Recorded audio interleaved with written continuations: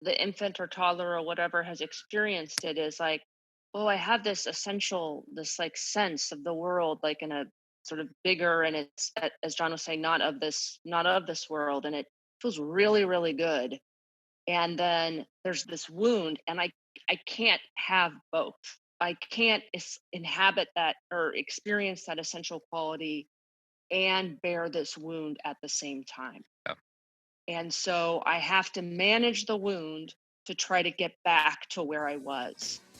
And I think the reality is, for all the types, it's being able to see that the wound is actually what takes you back to the essential quality. The big hormone enneagram.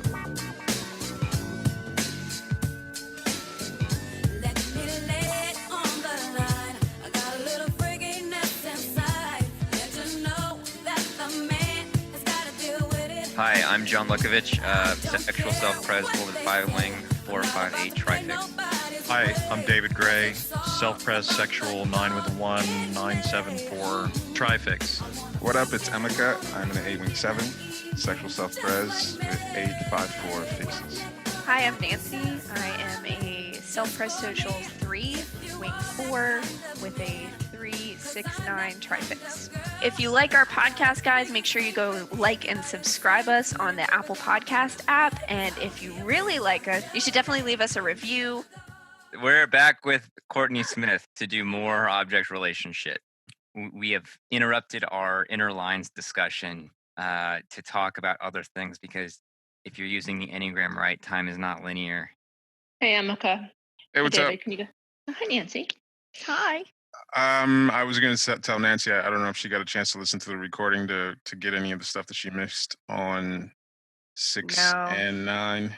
I haven't gotten to it. I've been doing school all night. It just makes the types make a lot more sense. Yeah, I'm excited about listening to 6 and 9. Especially 6.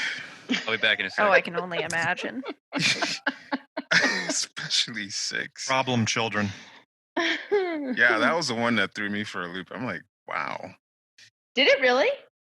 Well, just the way it's phrased, it just all of a sudden made sense for like 6's finally made sense, in the sense that I don't know what I want, but I've replaced what I want with doing anything to get support.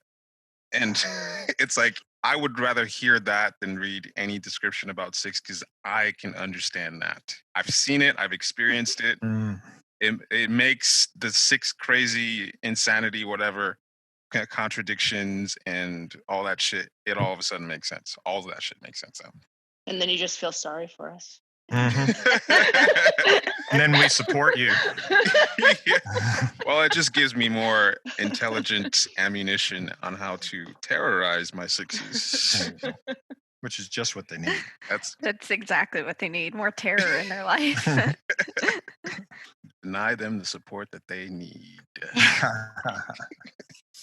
I mean, it's interesting. As I was saying on the attachment types, like the 3 always was the clearest to me. And when I stumbled on oh, they just haven't individuated, and that must be true for all of the attachment types in some way, I was like, no, surely not for the 6s. No.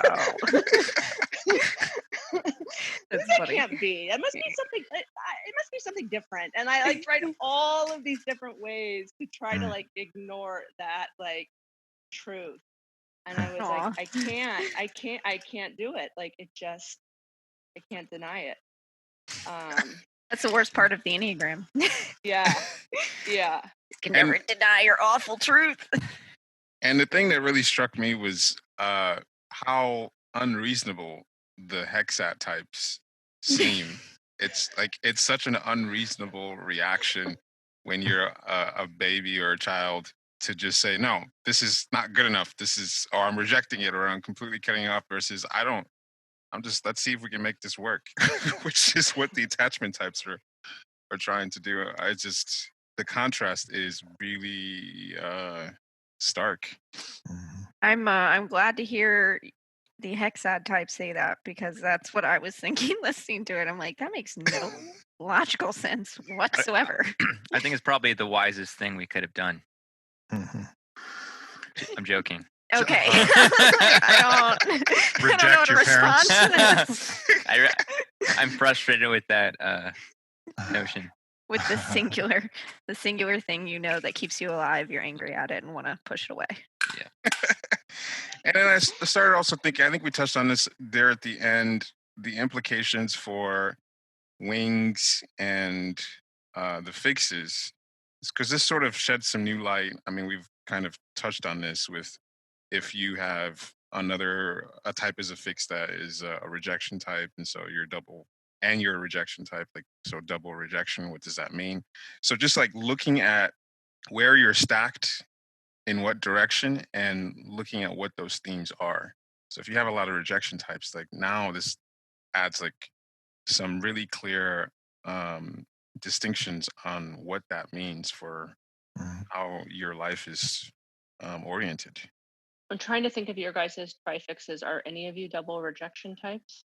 Me and John are You double and John. rejection. We're trifix twins, but from a That's right. different That's dom. right.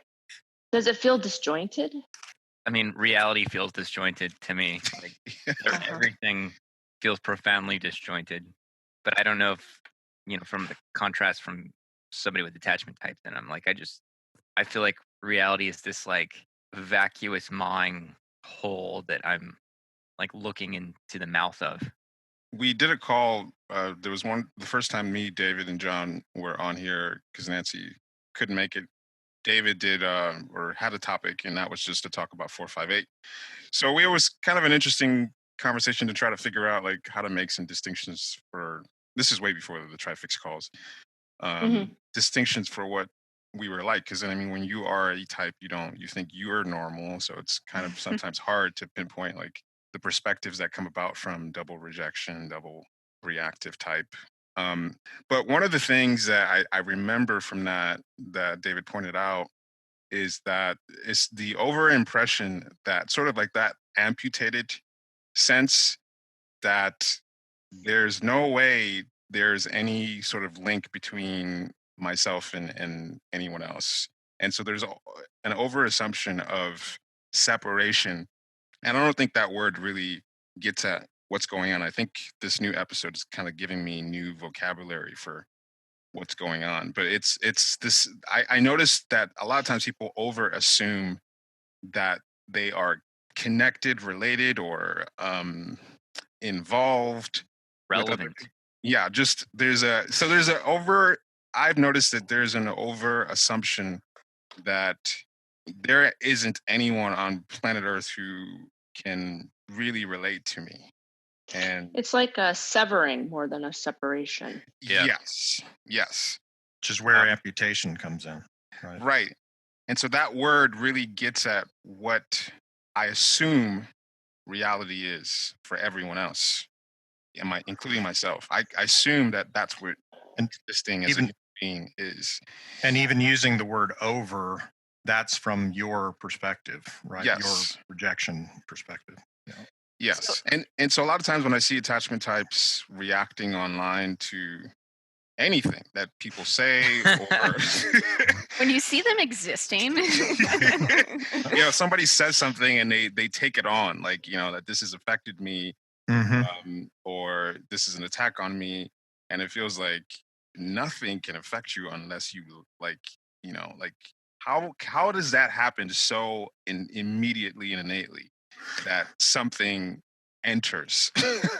Like that's what's happening with me on the whole not a 4 thing. That's why I'm such a neurotic freak on that. Is I'm attaching into all these other people's problem, right? Yeah. I'm involving myself and I'm making it my problem. Yes, yeah. I live for those moments, David. You've got like never-ending juice for it, and I come in and out of that stuff with waves of it has to be something, an interesting angle for me to give a shit, like over the long term, Something in it for you. Well, yeah, of course. It's amazing how you guys can just like not have something affect you. You're just like, nah, that just blows my mind. I envy that.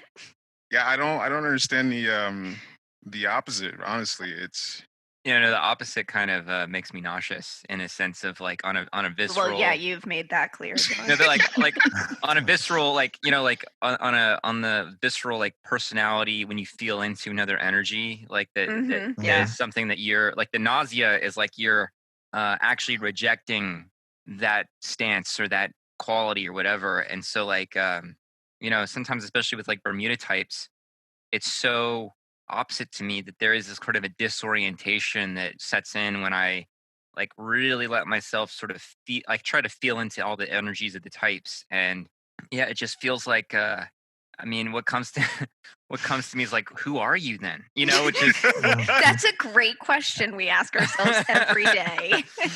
you don't have that, like what do you have? This is my Nothing. forward point of view. the sensation that I imagine when I feel into Bermuda types is like those wobbly things that people use for exercise that they try to balance on, but it's like super unstable and you're constantly trying to stay upright Yeah. and trying to do stuff. You're trying to run your errands, but you're doing it on that thing. And so it just feels like, just get off that thing. Just get off that thing. That is so funny. Trying to find a balance. Yeah, right. Constantly in flux and never stable in anything.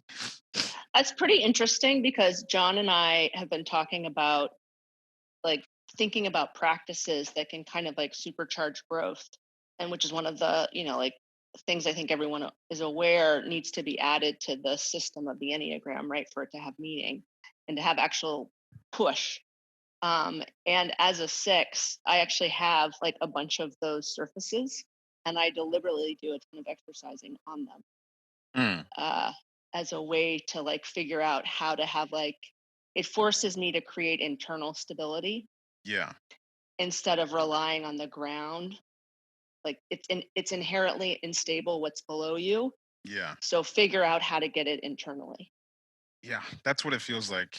The attachment types just feel slippery, and it just feels dangerous. Like I can't have any sure footing. Yeah, my mind's been racing about this stuff. Just the implications on like the fixes, the wings, and then how this looks with the instinctual drive. But it just opens things up in terms of conceiving of the types, and yeah, just really opens things up. I was talking to Courtney, like 30 minutes ago because Courtney needs a lot of attention. Damn social types. Yeah, and so we were talking and exploring like the essential qualities and things like this. And when we were going through, and we got to 1, Courtney, who was a 1 fix, was like, "Oh, I just immediately get this one." Like it's just so clear. And I thought that was a super interesting response because it's like, we're talking about the essential qualities, but her gut fix, it's not her dominant type. So something that I've been sort of circling the drain around for a while is like, how would you understand or start approaching like the essence, like the trifix as an essential constellation or something? And given like Emeka that like we're the same but opposite, Yeah. like what would be like instead of it just being like, oh, I'm a 4 and he's a 4, so we have the same essential quality that we're sort of coming from, but like if we have the same tri-type but a different order, Yes. like that's really interesting.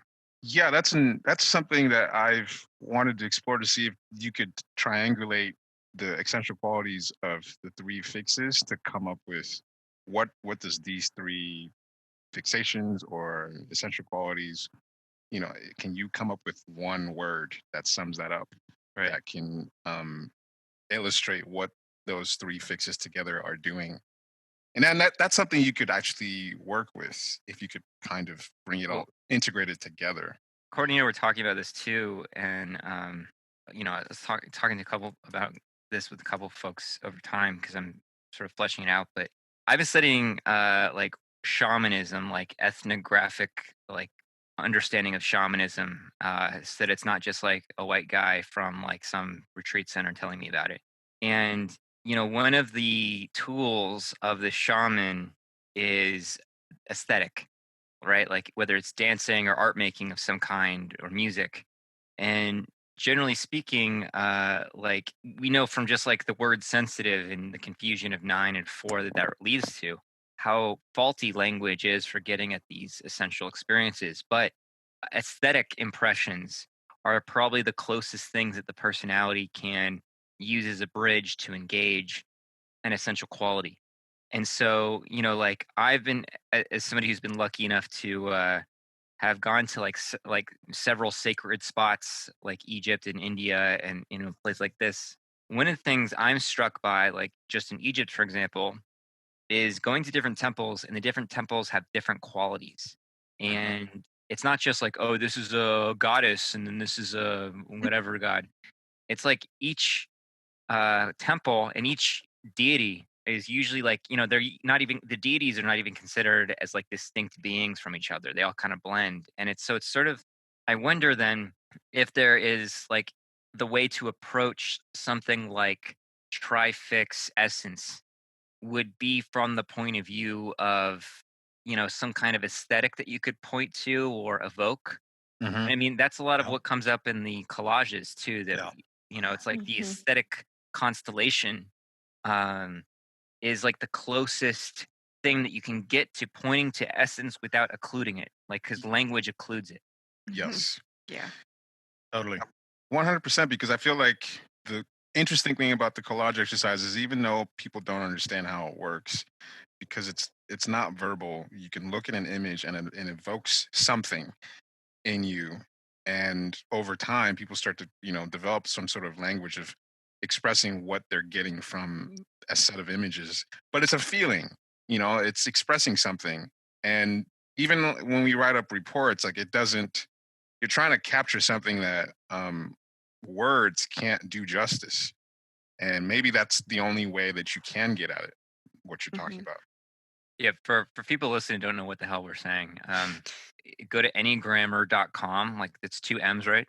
Yes, 2 M's. Yeah, and David and Emeka have a collage exercise and interpretation things, and you can see examples there. Our conversation inspired me to do it, actually. Right. So Oh I yeah, have- we got your order. So I have it already. I just can't. That's not a conversation for right now. But I need maybe a little. John said I'm very high maintenance. I might need a little help. Make sure you make a couple. We need about 2 or 3. Yeah, do 2 or 3 if you can. Yeah, I saw that 20 image minimum, and I was not happy about that. Making collages is a lot of pressure. Yeah. Like showing people your genitals, No, it's more pressure than that. Way more pressure. Nancy So, can John, do that anytime. Yeah, you don't even have to ask. Yeah, y'all listening don't see the Zoom calls that we're on.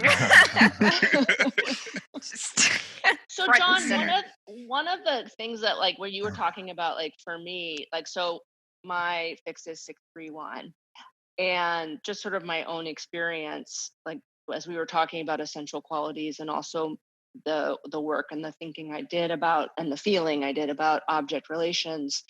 The 6, the experience was hardest for me to sort of capture, and that essential quality is also more elusive for me. And I'm just sort of curious whether like everyone else on the call also feels that way about whatever their dominant type is within their trifix, or if it's something about the Bermuda types that it's hard, that essential quality is harder to land on. That makes sense, actually. Usually when we say Bermuda, we're meaning people that are 369 trifix, but yeah, or the attachment. If you have if your types. primary is an attachment type, if that's by definition more elusive for you, or if it's anyone's primary type. Yeah. I think that's exactly right. Like 7 and 4 is like rah, rah, bit red alarms for me. Like I can see it just immediately, whereas I don't even know what 9 is. Well, Well, David, neither do any of us. yeah, that's exactly. true. Yeah. David, didn't you say at one point that I think we were on a call, but you said the Bermuda types have the hardest time feeling their own type, and they are much more likely to feel their fixes or wings. Fixes and wings, yeah, definitely, and instincts too. And then some people mistake their instinctual stacking. yeah. They type it as an Enneagram type, right, Yeah. and see that and so on. Yeah. I as a 4, like my essential quality is so clear. It's hard to describe sometimes, and like language always feels really inadequate. So it's like it might be the most challenging for me to give voice to, but the feeling and experience of it is like, it's absolutely clear. Yeah, it feels like the hexa types, at least for me, like the essential quality. When the first time I heard it, and I was like, oh yeah, Well, like just, the sensation of That, it. It's like that. I know what that feels like. Yeah. So when I hear the attachment types talk about how, just through the process of typing, or even just like experiencing their essential quality, like even grasping it conceptually, being difficult, I don't understand what's going on there. that speaks exactly to the non-individuation of the Mhm. attachment types, right? Yeah. There. For me, one way that I kind of well, one thing it feels like to me trying to find my type and my essential quality is kind of like understanding a really hard math problem. Like it's almost there, and I'm like, yeah, kind of, but like there's just one piece missing that I don't think it feels like I'll never get. So I don't know if you can relate to that. Just as I've been like sort of thinking in my head, and then of course making John talk to me before this call. High maintenance. My life is very difficult. Poor John.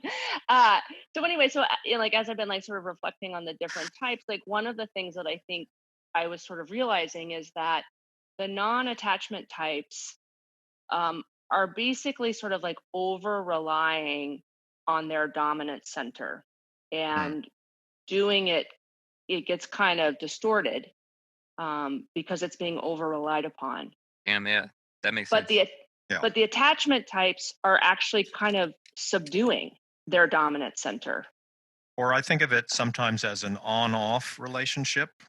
Like sometimes you're on in a certain way with your center when you're an attachment type, but mostly you're off, right? Like it's turned off, right? Or you're floating in some way, and pinging into the other centers that fills the vacuum, right? And that's part of the confusion, Well, right? I thought for me, what you're saying, that you're turned off, but you're still like what Courtney's saying is still true. That you're still over reliant on that center, but you're also turned off to it. True, both. Which is just the part of it that doesn't make sense. Yeah. Like 6 wanting and needing support, but also disconnected from how to figure out what they want. And 9s being disconnected from their boundary making facility, which is the gut, but at the same time being sort of over identified into their body impressions of reality. Yeah. And 3, man, I think I forgot how to say it. I mean, I feel like I have it, but I can't really say it. It's okay, man. You don't have to include me. I thought Courtney's image of the false body, false heart, and false mind was really like compelling. Yes. Yeah. Yeah. Because like I like I like this sense of over relying. I mean, like coming at least from the feeling triad point of view, 2 and 4 are obnoxiously over relying on different but like completely opposite aspects of the center. And like I mean 2 is just like, I'm gonna love and love and love you and put my tongue in your ear, and then the 4 is like just pulling away to find just me. And it was funny, like in the call that Courtney and I were having, Courtney was having a hard time feeling the 4 space from the heart center. Experientially, were you trying to sort of find them internally, or is that what you mean by she was having a hard time? What do you mean, Courtney? I thought you said Courtney was having trouble finding the No, four. Courtney was I having wa- trouble, yeah, but I yeah, didn't want to put words in her mouth for. yeah, Okay. and articulated I that gotcha. like when like when John was talking about it, like to the extent I could feel it move me, like it wasn't in the heart. It was like a more kind of like wonder or sort of like just more like a mental understanding of it. And so because of that, I was like missing it a little bit. Because one of the reasons we were talking about all of this is, as we sort of talked about on the call a couple of days ago, this idea that, and it gets to a little bit at the bravery and the audacity of the frustration types. You know, if each of these types is able to sort of sense an essential quality, the particular wound that they, sort of most identify with or feel most deeply, and the affect that they take on to sort of deal with that, I think in some ways should be connected to whatever essential quality they experience. And so I was trying to figure out that, like, if the one's essential quality is integrity, I can kind of visualize that as you try to walk out on your own and sort of try to function, independently, that bodily sense of alignment is going to feel crumpled potentially. You're going to Mhm. feel any sort of like, if it's off, you're going to experience that more acutely than other types will. And you're going to use frustration. I mean, you can feel it in your own body when you're like frustrated. You feel very self-righteous. It kind of temporarily restores a feeling of alignment. So I was trying to like sort of think through the connection for each one of those. And because I couldn't get clarity on like what the four's essential quality was, it was hard for me to try to connect the object relations piece of it. And so that's why for me it was so this is like a rambling way of explaining why I don't think I can do that work. And to the extent that I can do it, I don't think I can do it unless I have a felt quality. If I can actually kind of glimpse in my own self a little bit that essential quality first. Absolutely. John, can you do a quickie on we probably should do all of them if we haven't at some point. I can't even remember, but a quickie on the four essential quality. Yeah, I mean, again, like I said before, that sometimes being succinct about it because it's my own and I want to like capture it, right? It can be a little difficult, but so to preface it, like words sometimes obscure the real thing. So it's like the best we got is words. So whatever, but I think of it as essential depth. And what the four is going for, and this speaks to Courtney's observation about the over reliance on the heart center, or like of the hex head types over relying on their own center. Well, actually, to step back first, all essential qualities you can experience when you're present, and if you can't experience them when you're present, it's not an essential quality, right? Or you might have a blockage to that essential quality. So when you're really present, there's this sense that everything is manifesting and myself is emanating from some deeper source, right? It's like there's something mysterious that's giving rise to all this. And it's like the more you could say focus or bring awareness to anything, it just deepens and saturates. There's more texture and there's more dimensionality. And it's not like a visual thing, it's like a felt sense of things deepening. And like to my point earlier about going to like temples and stuff, there's certain temples that have this deep mystery heart, tunnel feeling. And so part of the essential quality is looking for the heart of the heart of the heart of something, going into the core. And that's where the fours thing about trying to be my unique, personal, distinctly my own thing that's separate from everything else, because it's like, what is the most distilled kernel of identity? Pushing away from, and so the personality translates that into I have to push away from the surface of things. I have to push away from what's common, mundane, and like other things because that's not the unique thing. And so it becomes this view that reality is, or the material world is artificial and empty and fake. Is this making sense? Mm-hmm. So Courtney, can you ping off of that? So so that was hard to sort of try that on. To the extent that it feels kind of beautiful to me and sort of like essential, it initially, I just enter it through like kind of my wing as a 5, more of a 5 kind of. It's like understanding like the depths of the universe or something, like as opposed to a singular self, like locating it within. Like for me, what helped me get it more and more as John was talking about it is almost as if it's like sourcing essence yourself within. Yeah, Just that's a great way to put it. and Mhm. by definition, because that's kind of this intangible quality, you know, anything in this world is going to feel like not it, Yeah. Mhm. especially if it's imperfectly delivered. And so the 4 who is constantly kind of trying to return to that feeling of essence, but is living in this world, you know, is going to ping pong back and forth between like with retreating, and to the extent they bump up at the world saying like, nope, not it. No, no, no, no, no, no, no. That's my Italian wife. uh, and you can picture then that they're going to be sensitive on both pieces of what it's like to exist in this world, both parts of having an ego, both the sense of being seen and having a heart, but also being a creature with who makes decisions and then acts on them. All of that space is going to violate Hmm. and feel like it's compromising Right. an intangible quality of essence. But the searching quality of the 4, trying to return to it, is going to mean that's the frustration. The frustration is what's fueling the search. Because it's pushing away from things. It's like, no, fuck that. That's not it.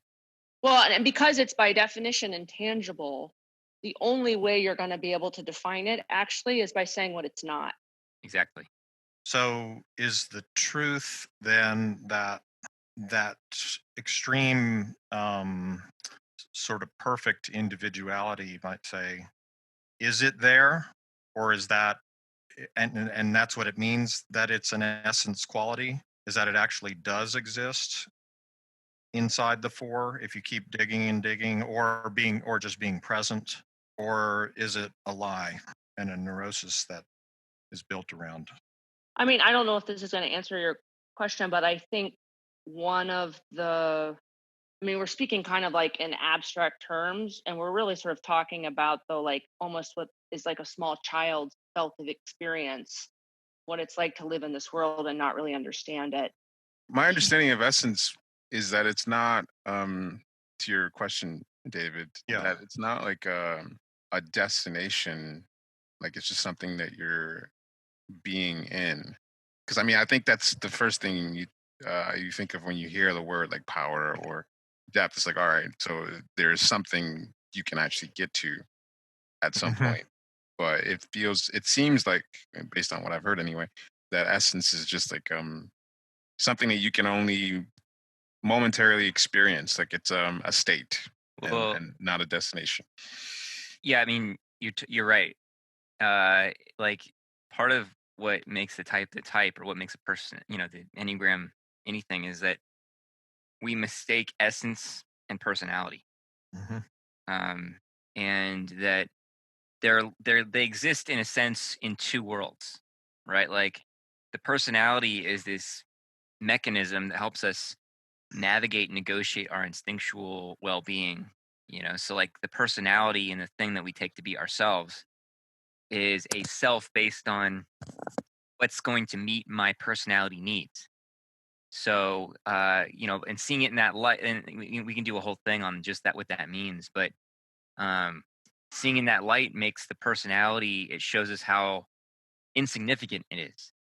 And yet, because in this early, like what Courtney used the term misses in the last call we were on, to talk about to describe the kind of wounding or the incongruence um, or the lack of seeing that creates a certain disparity. It's like when we start to form a personality because we start to have to learn how to regulate our own biological life, what we have is the sense of essence, and so we shape the personality according to this faint impression of essence. But essence is not functional; it doesn't do anything, and it's not like a drug experience or like fireworks or like no, I'm in essence, like I'm awake from the matrix. It's not that thing. It's like it's actually very subtle and yet very profound at the same time. And so part of what our aim is learning to be our essence, and not be identified with the personality, and have a personality that is well functioning and regulated, but that the essence qualities are actual qualities of our own consciousness. And so they don't produce any effects. And Courtney and I were talking about this. It's like both at least the Abrahamic religions and the Vedic tradition, and probably more, but that's what I can think of, sort of frame spiritual advancement in terms of miracles and doing things. Mhm. And it's misleading because it gets this idea that the essence quality is going to be the result or the production or the gift of my type. And really it's like the qualities of essence are what our consciousness actually is, that is inhabiting this body.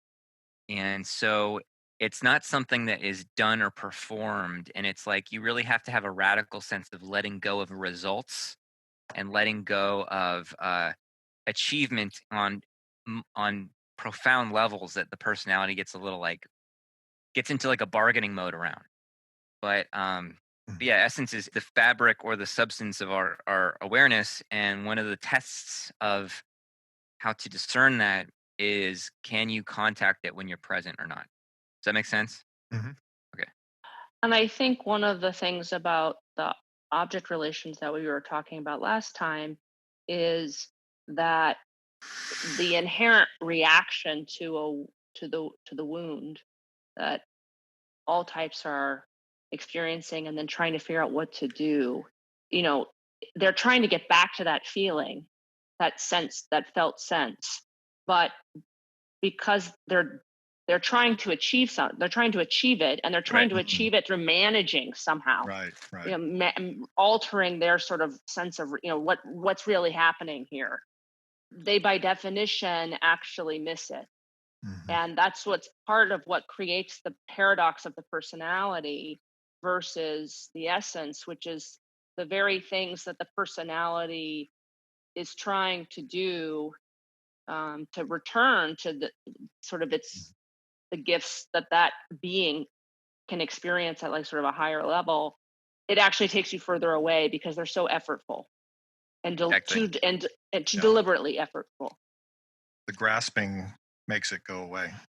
Right. And trying to like do depth, right? Like as Courtney is saying about doing depth means all this frustration is used to push away surface, right? And it's like depth is not a experience achieved through pushing away surface, because it's on another level. It's on a higher world. And I was just thinking about the 8 version of this, and I think I remember something you sent me years ago, John, when I'd asked you for a description of the essential quality of 8, or I think maybe you'd sent something to me to check it out. That makes a lot more sense to me now about how the sort of amputating of 8 of this nurturing function, which is like cutting off your heart, means like there's a deadening, means that my ability to even feel anything is severely compromised, which means I've got to push to just feel alive, to feel like I'm here.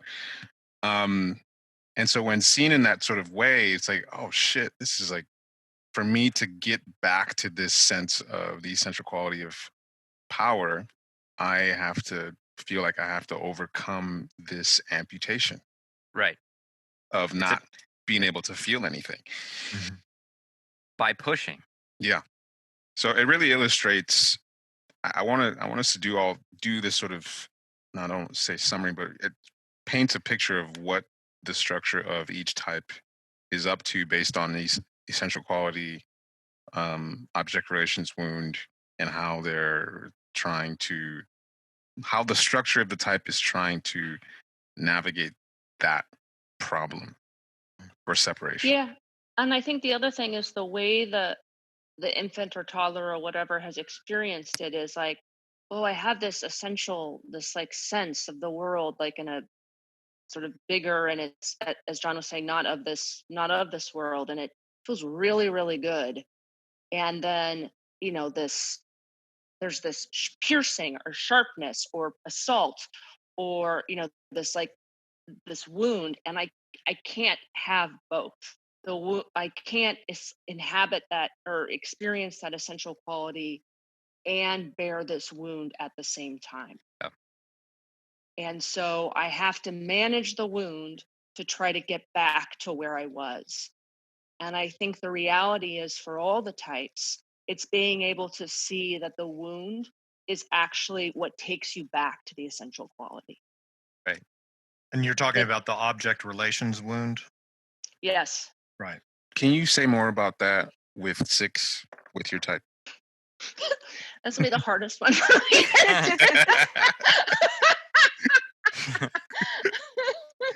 Emeka, could you please not fuck with Courtney? I was all ready to do your type. You could do my type. I'm happy with that. Let me do your type because it's easier for me, and Okay. and someone else maybe can do my type. But like you spoke about it so eloquently, that this idea of like your full sense of aliveness and capacity and ability to show up in this world, if you have deadened half of that, you can't embody that in its fullest sense, right? Right. And so it's only through, as painful as it is, dealing with the fact that like we're human beings, and so as we experience human efforts at unconditional love, they by definition do not feel perfect, and they by definition hurt us. That hurt is what, by sitting in it and being present with it, allows you to actually feel your full capacity. Say the essence quality for 8 again, somebody. Power. And what does that mean? So easily misinterpreted because we have associations with what power is, but it's like, when you're present, you really feel here, and you feel, let's say most of the time we feel a little bit two-dimensional. It's like feeling in 3D. It's like I'm here. I'm like there's a profound sense of substantiality and vitality, but it's not just in me; it's in everything. And I feel not only protected, but I also feel like I can make really deep contact. There's that line to 2 in there. And something that I always like to bring up around this is that you can go to like a sacred site, like a church or a whatever temple, and you can feel a powerful silence, in the sense that like there's this sacred sense of boom here, but it's like an absence or an emptiness. And there's that line to 5, so it's got all that. And so the personality interprets it as, I got to make effort, I got to push, I got to amp this up to get that kind of contact. Yeah, I can feel that. Interesting. Okay, I think I can do my type now. All right. John, do you want to say what the essential quality is for the 6, or somebody else? Well, I'm interested in your thoughts because this is just my interpretation of 6, but I kind of think of the essential quality of 6 as like truth. And it's not like, oh, this is like factually true or not, but it's like a sense of realness. It's kind of like authenticity, and it's kind of like the real thing that holds things together, that underlies things. And like I feel like a lot of the 6's personality is around searching for something to be true or real. Can I prove it? Can I figure it out? Can I seek it out conceptually? And I overthink it and whatever. But I think it's a much more simple and direct felt sense of, this is like a real relationship or a real friendship or a real experience. Or do you know what I'm trying to say? Mm-hmm. Does that feel right? Yeah, like I'm always it's like for me, it's always like, does this make sense to me? Like, do I register this as like Yeah. it makes sense? That seeing things clearly is like a good. Am I glimpsing reality like at its deepest level? Right. And I think that the reality is, in this world, sometimes, often, that's a hard thing to feel. And the loss of that sense of like this is reality, especially I think if you've glimpsed it and had a felt sense of it, is profoundly disorienting. It's like, where am I? I can't locate myself because I can't feel reality. And I think part of what the six is doing is that disorientation is so painful, that we are trying to fix the disorientation. And Mhm. and we lean into whatever support we assume that the fix to the disorientation is outside, Mm-hmm. and we look Yeah. for these false structures to kind of make that feeling go away. And I actually think that probably, like, when I think of my own sort of experiences of when I've really known for me, it's also like what I have a deep sense of like what's the right thing to do in this moment in time. And for me, a lot of that, like, sort of grasping for structure is like complaining and trying to argue and like get people to like do, like, just sort of like trying to manipulate to fix the disorientation, and sort of just instead of just sort of accepting what is, accepting that it is disorienting. And it's only like when I kind of like go into that I get actually greater clarity on what it's almost through the acceptance of the disorientation that I actually get still. Right. Mm. Right. Mhm. It's a little bit like that Bosu ball that I was talking about that I like deliberately do those exercises on. If you try to fight the instability, you fall. Mhm. Yeah. Hmm. But if you just sort of assume it's going to be unstable, and that's fine, there's nothing bad that's going to happen because it's unstable, Mm. you're actually able to stand quite tall. It's faith. Yeah. That's going to be a really good nugget for some sixes to hear. Mhm. Can we do the 3? No, we're going to skip the 3 again. Dang You're, it, Emika. the Enneagram is now the octagram. Oh, okay. That's fine. There's a meme that I'm That's gonna such an evil laugh, John. there's a meme of oh fuck, I forgot his name, but he's like in his 50s now, like good looking guy who's on some network television show. And there's just some funny cringy videos of him, like selfie videos of him just saying, "Hey, I'm still here.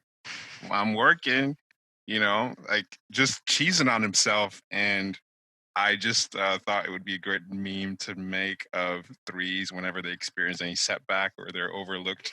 They're just gonna just like pump themselves up. But it was just a funny example, and I was just thinking about that. We overlooked Nancy again, but she's still on top. Still here. Well, that's what my tattoo is about, my pigeon. Nobody All right. wants pigeons around, but we still stick around. We're just here. I'm still here. Just like COVID-19. Exactly. Nobody wants you here, but you're still here. Oh, okay, that's the meme. Type threes, that's COVID-19. Thanks, man. Oh gosh. All right, I'm gonna make that tonight. Yeah, listeners, check out our Big Hormone Instagram page for the best memes on the Enneagram. It's so funny. But Have nothing to do with coffee and soft blankets. yeah, fuck coffee and soft blankets and the Enneagram. So you want to go in, Nancy, through the wound and the essential quality of 3? Yeah, let's get in it. I'm gonna do 9 as well. Oh my god, this is is like picking. This is like having kids. Which one's your favorite, man? The nine's line to 3 picking up there, like, Hey, don't forget about me. All yeah, right. if you're gonna do 3, you might as well do 9 too. You know, you might as well To bring be me. seen. Yeah, might as well bring it over here. Well, What he meant to say was that before we do Nancy, you guys need to do mine first. Yeah, exactly. Well, Spotlight. Nines before threes. I was being a 9 about it though. Exactly. You weren't gonna say it, Couldn't but quite do the confrontation. you kind of bitter about it, you know. but then you're like, oh, so you want to just do 9 and then 3? It's like, no, we'll do. Let me be fine, generous it's and do the 3 fine. first. Yeah. Don't worry about it. I'll be all right. Shut up, David. So the essential quality, as I see it, I call it value, and it's just this, like, when you're present, it's like that quality that we were talking about with 8, where everything's sort of alive and powerful. It's like everything has value, and I have value, and everything's sort of precious. Everything is sort of there's a sense of, like, it's kind of a cheesy word, but like intrinsic blessedness, right? Mhm. And Mhm. you really feel that in some places, in some holy sites, and or your own inner work experience. And so the 3 senses, like, value is something that I intrinsically am. And Courtney can probably talk more about the wound, but what ends up happening is that, it's like you're coming from this non-functional essential place, right? Like being and function are not the same thing. And so you're a little kid and you have that sense of value and intrinsic value, but we live in a functional world. And so value becomes conditional on functioning, on how I do and how I use. So it's like I have the same memory of that soul place, but it feels like it has to be produced or worked towards because we live in a function based, results based, time based world. I don't know if you want to add to that, Courtney. Or Well, I think no, I think that that's great. I think the thing that I would sort of want to say is, and it'll be interesting to hear Nancy talk about it, is, I think that that first sense of, and again, you can imagine that if there's this felt sense of I matter in this world, that my very existence is proof enough that I have value and meaning. If that's a felt sense that you come into the world with, and then with the best of intentions, the person who's trying to take care of you and trying to see you doesn't perfectly do it, the 3 is going to really feel that. They're going to feel the miss of, I feel myself this way. Why doesn't he or she feel it too? Mm. And so the 3 says, well, maybe if I do something a little differently, they will. And so that replacement of being with doing that the 3 does to try to create a sense of value is rooted in this desire to have the outside world match and mirror what was initially sort of an essentially felt quality, and a kind of a willingness to sacrifice. I mean, there's sacrifice like all over these things, like sacrifice their own sort of felt sense because they want the external world to feel it too. And the 3, to some extent, because they're so aware then, right, of whether there's mirroring going on the outside world, is going to continue to adapt and be willing to make small and sometimes big adjustments in how they act and what they do, how they understand themselves, to try to recreate that feeling of value. And go ahead. From the outside, right? You're wanting others to say that you have value. Is that part of it, right? Yeah, I think that there's a sense that and again, like, this is all kind of new in my head, but like there's a sense that, like, I felt myself, I felt my value. They don't. They missed me. There must be something wrong with me that I felt it, yet they can't. What should I do differently? like this sort of doubt in the felt, that initial feeling of essential quality, I think is part of what distinguishes maybe the attachment types from the other types. Is instead of sort of saying, I felt this and I'm going to try to get back to it, it's the attachment type said, I feel this, I'm not getting it from the outside world. What can I do so the outside world can feel it too? Right. Yeah, that's great. Yeah. And sometimes I think it even feels like I felt this, the outside world doesn't feel it. Is it even real? And is that what contributes to the adaptability? I mean, if it's not real, then you have to change. I think it's also like over time, and I can't remember, Nancy, how much of we probably were like either on the call or like thinking about leaving the call, and so like we're Always. I think what happens is that, and this is what we talked about before, there's, because the attachment types, and when you think about the three in particular, they're now sort of, what they're doing then is sort of willing to say, what was my own felt sense of myself, I'm going to sacrifice that to what resonates with the external world. And so, and they're going to do that over and over and over again, over and over and over again. And it's over time, my sense is that emptiness that you're describing is actually was never there. It's what's happened due to that kind of willful and in some ways very understandable deliberate ignoring of what was an internal felt sense of self. And it's what I think makes the three's transition to growth feel really, really challenging, is because they don't actually know what they're growing to. Whoa. Oof. She's still bringing the pain tonight. No nights off. Reaching. All you little pain piggies out there, eat, feast from Courtney's trough of suffering. Oh God, she struck you in the heart with that one. Yeah, just a bit. You're gonna have to talk to a therapist about that one. Yep, well, I'm appointment next week, so. Courtney's just traumatizing everybody listening. Jesus Christ. I feel bad. No. That's what we're here for. Yeah, this is what we like. This is I would not have signed up if I didn't want to. This is definitely the Pain Piggy podcast. Yeah, oh, totally. Does that resonate at all with you? Or like... Oh, 100%. Yeah. Yeah, because it feels, so I know John has mentioned before that self-pres kind of feels like always they want to go home.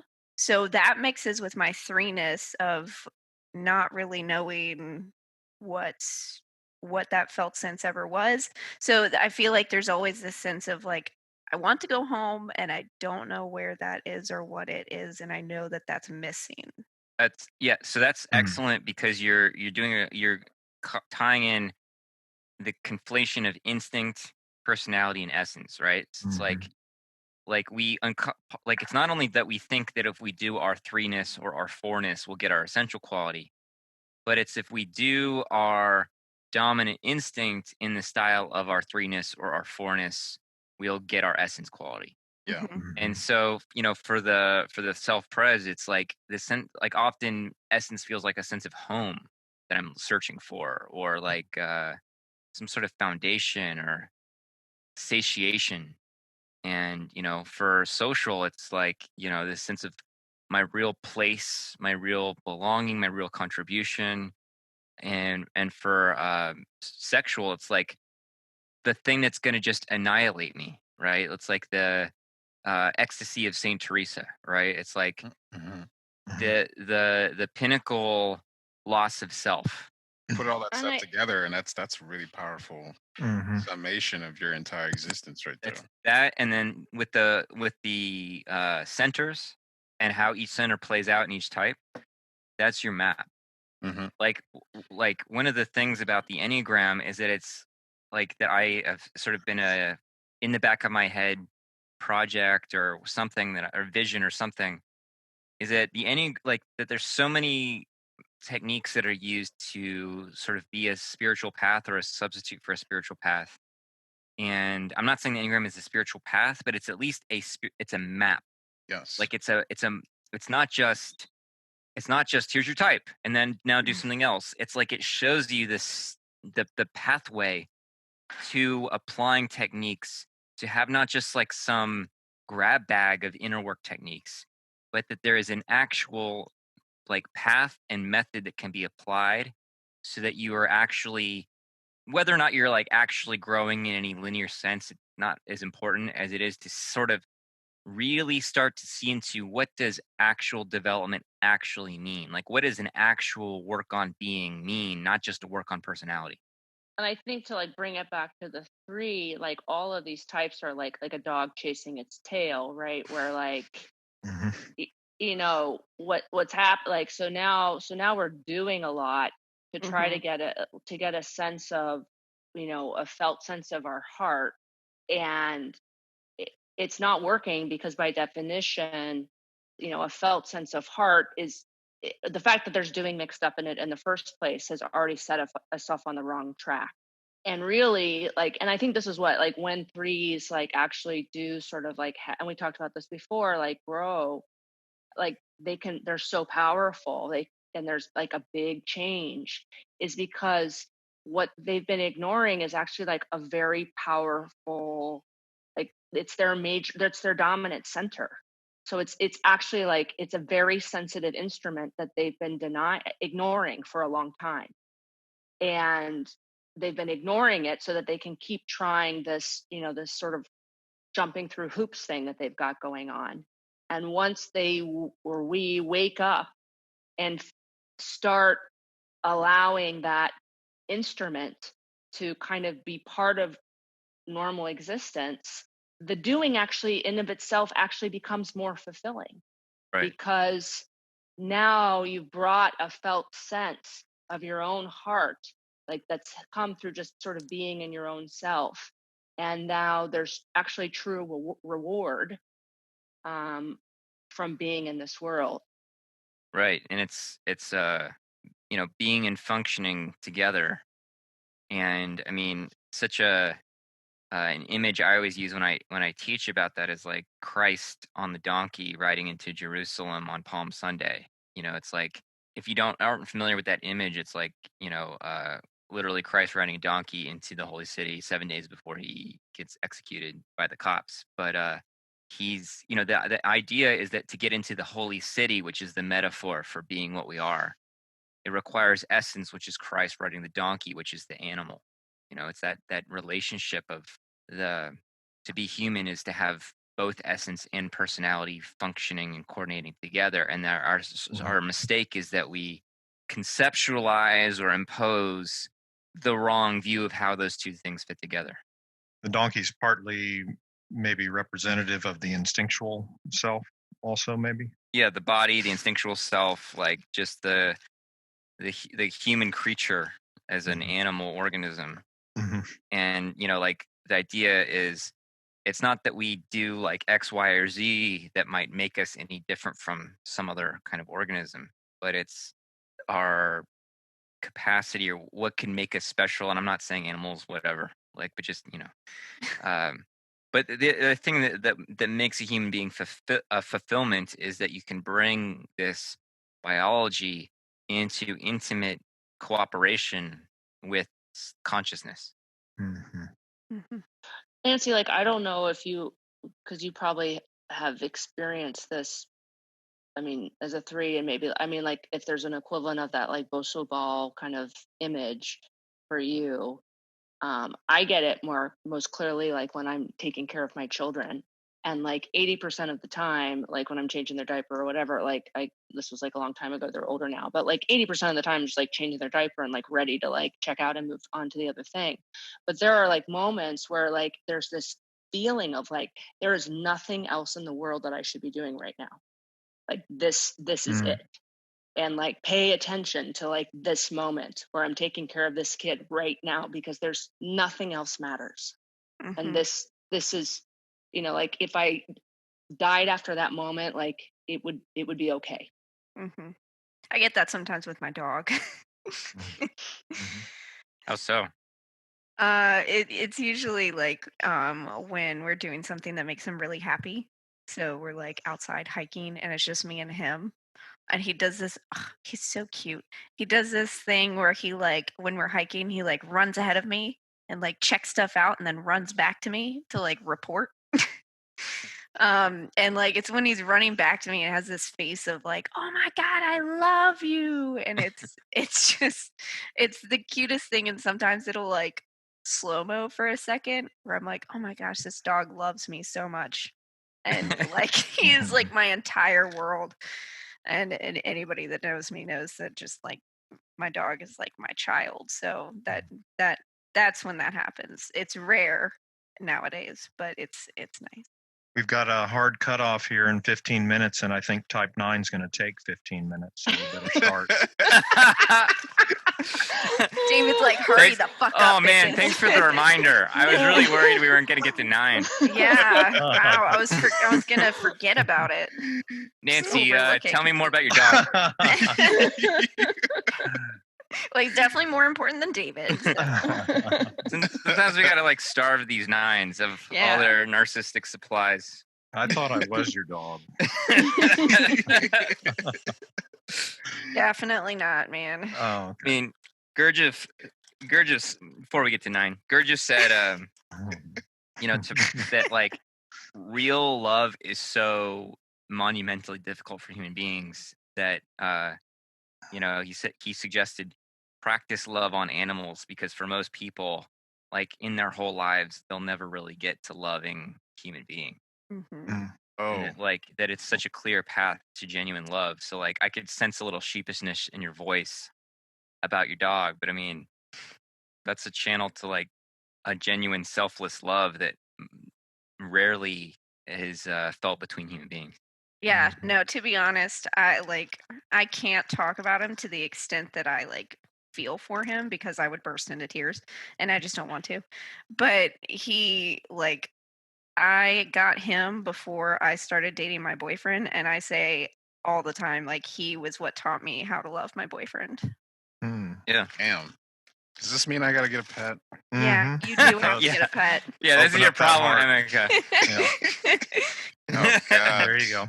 Oh, Sorry, no. Courtney, go ahead. No, I mean, I have a dog also, and my husband and I got her as our practice project to some extent before we had children, and I know exactly what you mean in terms of their demonstration, but also of unconditional love, but also I don't think you have it in you until you're like.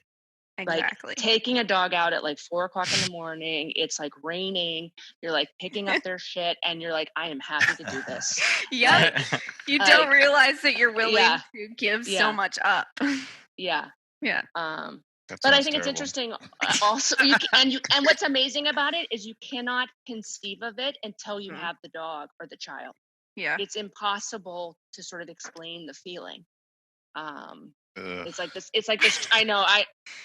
I know this is lean into the pain, Emeka. Yeah, really, totally. It is. It is transformative. But anyway, I think it's interesting that like both of us are sort of talking about like acts of service, as like the way for the 3 and maybe for everyone to sort of which is the shift to 6, I guess. That line.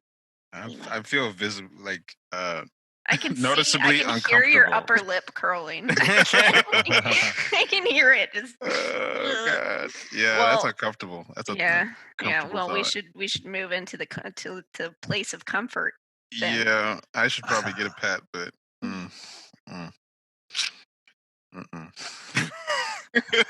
Please get a low maintenance dog for the sake of the dog. Maybe I should get a cat that hates me. That would feel comfortable. There you go. You'll love it more. Yeah, that's probably. That's true. Work. Yeah. I mean, knowing you. Yeah, knowing me, yeah. Like I want to self-annihilate through feeling pain. Oh, she fucking hates me. I love this cat. Absolutely. That's exactly what's going to happen. Sorry, Courtney, what were you saying? Oh, you should get one that you can run with, that you can like be very physical with. Yeah. I don't know. That's a really difficult, but it's probably something I'm going to write that down because it's making me uncomfortable, which means I probably need to do it. So yeah, and you could always foster a dog for a little bit. You don't have to like adopt one right off the bat, or a cat. Yeah, a cat probably, just because you could foster a cat for a while and not have to like. Yeah, I dog sit for my sister, and I mean I don't mind doing it and knowing that the dog is going to have to leave at some point. Makes it okay. Not the same. It's not the same, and yeah, it's like having a kid. I don't want that. Yeah, well then foster a cat. Make sure you don't kill it. Oh yeah, I can take care. I like pets on a temporary basis, but it's Sure.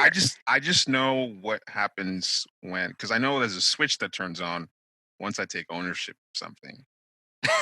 It's a very different thing, and it's like I don't want to get there because if I do, then it's like I don't care what happens to this pet. Like, you know what I mean? Like I'm gonna go 1000%. So I try my best to prevent that from happening because once. Like, it's like, I know that I don't want kids, but I know that if for some reason I were to have a kid, everything changes. Like, now my life is about that fucking kid. And there's nothing I'd be able to do about it. It's just going to happen. The switch is going to turn on, and I don't want that switch to turn on. So it's like this fucking training for that. I'm like, no. But yeah, I probably need to do it. Let's get on to our poor little 9. He's No, I like think over I in the corner salivating. I have more shit to talk 9. about. I'm just kidding. We just negged the 9 for like 5 minutes. You have no idea the rage. The crap out of it. Talking about pets instead of talking about 9. Oh my god! Oh, no. Ultimate passive aggressive move against a 9. There you go. Hey, look at that cute dog. I'm not John, saying... you should. I'm sorry. You should do the essential quality. Let's do it. All right. The essential quality, like the label I have for the name is harmony.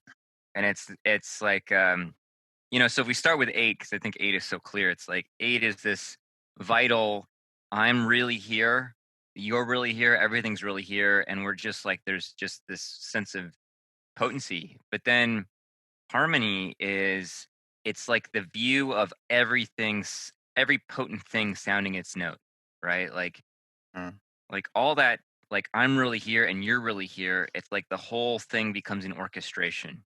Mm-hmm. And so everything is dynamically sounding its note in the totality.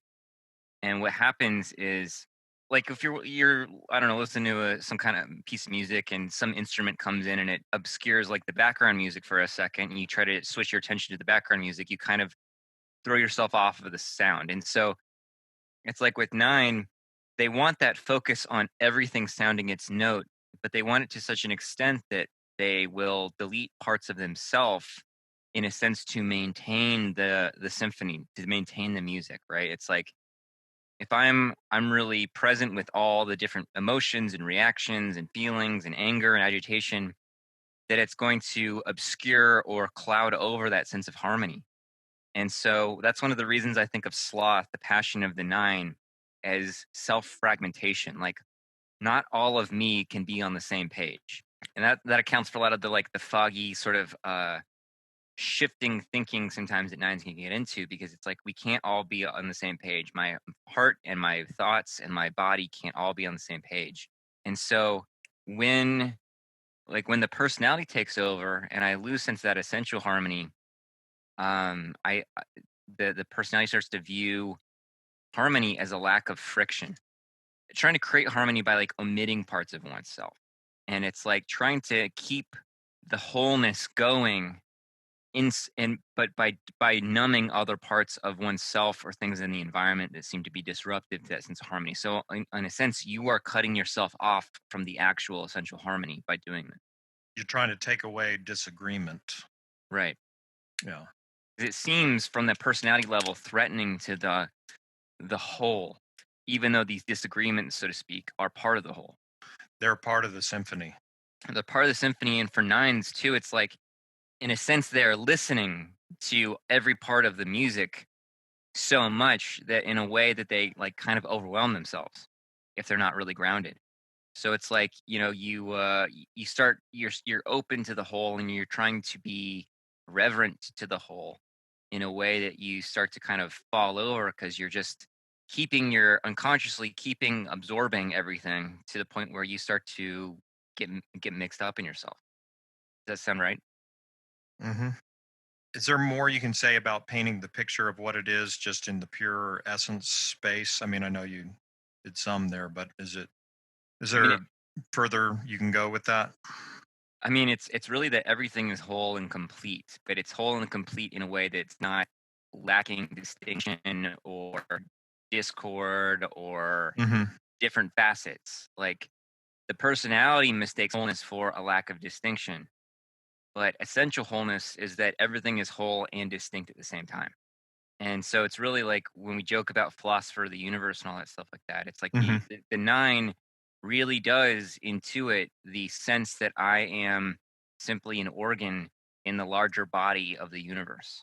And that everybody and everything is also equally an organ. And so it's like sometimes get to be a lack of, in a sense, you say like self-respect, because it's like I'm trying to make room for all these different sacred organs in the universe. I'm not really taking my place because it's like I'm trying to I'm on some level intuit the value and profundity of all these different organs, all these different beings, all these different aspects of the whole.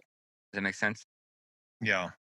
So isn't philosopher of the universe like a mock-up of sort of being the conductor of the symphony, or being connected into all of it, or having some kind of ego, pride around doing that universal symphony or something like that? Is that a way to say it? Yes, like philosophy of the universe is, on one hand, it's transcending all the messy discordant to just be like, no, the whole, but like not seeing the parts. But also because of the way nines do nine stuff, it's like on some level it's a displacement of their own narcissism, right? So it's like I'm not owning my narcissism as a distinct individual, because if I do that too much, I'm out of harmony.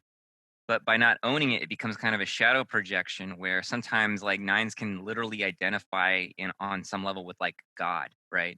Totally. I assumed you guys knew that. We all knew that we were in the presence of the one. The one. But we made him wait. But you can see that line to 3 where like, I was telling Courtney earlier that like my breathwork teacher once formulated something like, for 3s to really grow, they have to grapple with like a kind of envy of God or a rivalry with God or something. And I was like, or identification with God. And I was like, I don't know if that's exactly the way I'd put it, but and it sounds much more insidious than it is, but there is this sort of that sense of value of like, I'm it. It's like the one of the oneness of 9 is also the same facet. And Courtney and I were talking before, and she was like, why do you